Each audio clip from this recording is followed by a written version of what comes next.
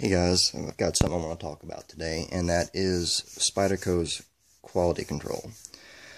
Now in front of you, these are the Knifeworks Exclusive Manix 2 XLs with the peel-ply carbon fiber handles and the CPM-S90V blades.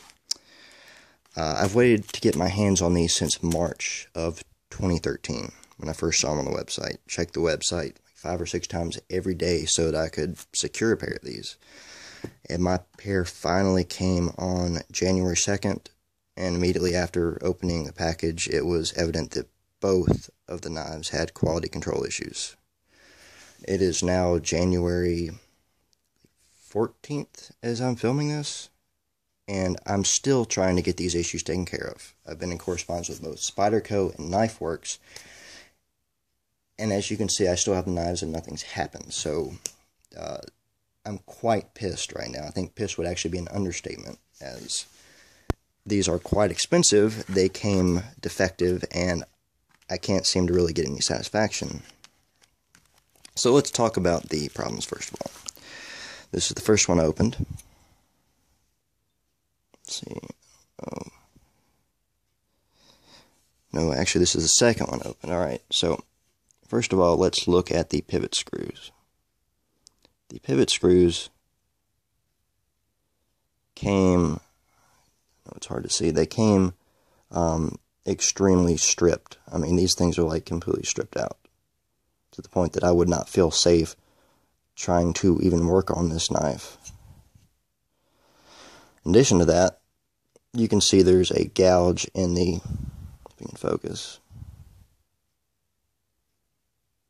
come on, a gouge in the carbon fiber handle. This is one of the benefits of me filming unboxings. I don't generally upload them, but at least, you know, have evidence that these things were defective out of the box. Although the gouge didn't really show up that well in the original unboxing because of the lighting. But as you can see, that pivot screw is also stripped. So both sides of the pivot are basically stripped to hell. And this was actually the knife that functioned quite well. Swung freely, had a nice click when it closed. The blade is actually centered.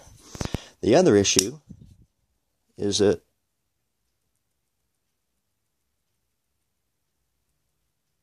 there is quite a bit of lateral blade play.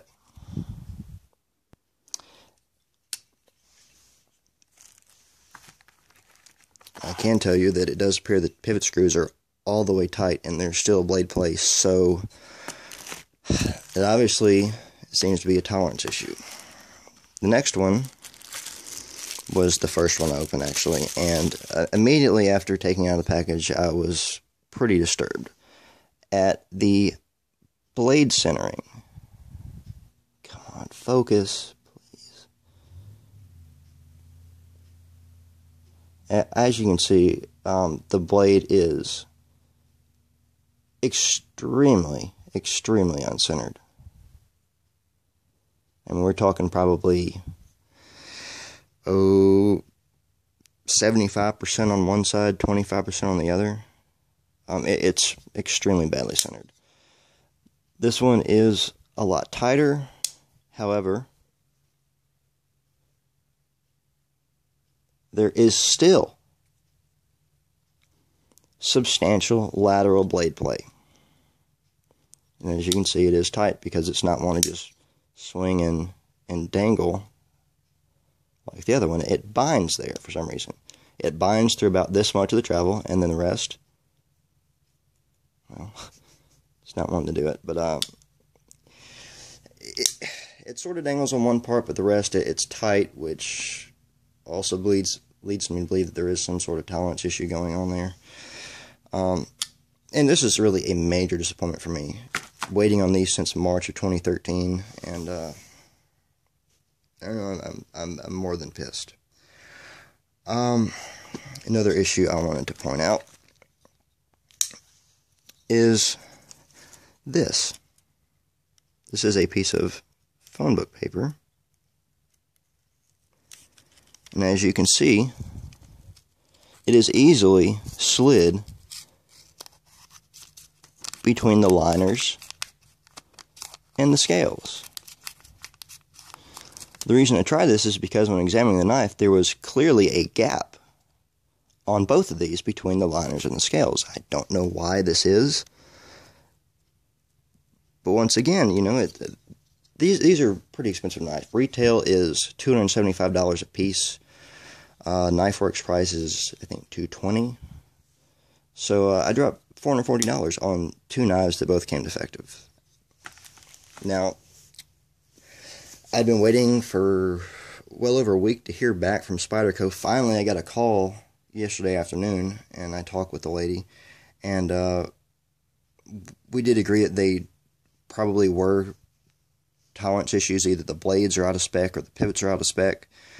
That's why there's the blade play and other issues going on. But again, you know, there shouldn't be space between the liners and the scales, especially on a knife of this caliber, although I can't really say that I'm impressed with the caliber of knife that these are.